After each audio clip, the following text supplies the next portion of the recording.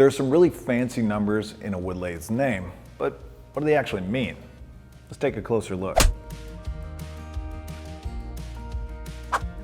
So you're shopping for a new wood lathe and want to know if one will fit your needs.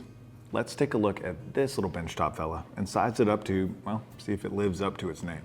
This is the Grizzly T32 536 8-inch by 13-inch wood lathe. So what do the numbers in that name actually refer to? The 8 refers to the swing of the machine, which is the distance from the precision ground top of the bed right here to the dead center of the chuck or live center right there.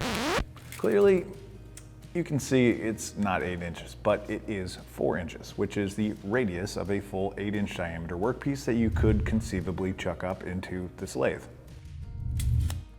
Now for the 13-inch number, and that has to do with the max distance between centers.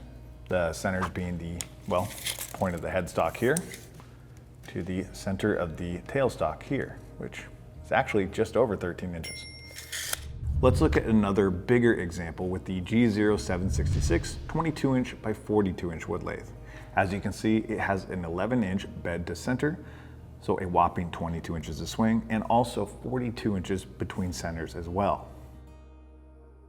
I would like to note that swing can be affected by things like the tool rest, since the tool rest base does mount to the lathe bed.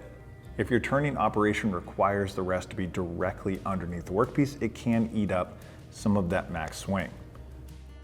These numbers, including the swing over tool rest base, are on the specification sheet on grizzly.com, which looks like this.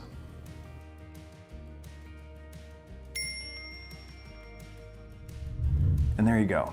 A quick look at wood lathe sizing to help you determine whether a lathe measures up to your next project. Thanks for watching, liking, and subscribing to Grizzly Industrial. And be sure to check back for more tips and tricks like this.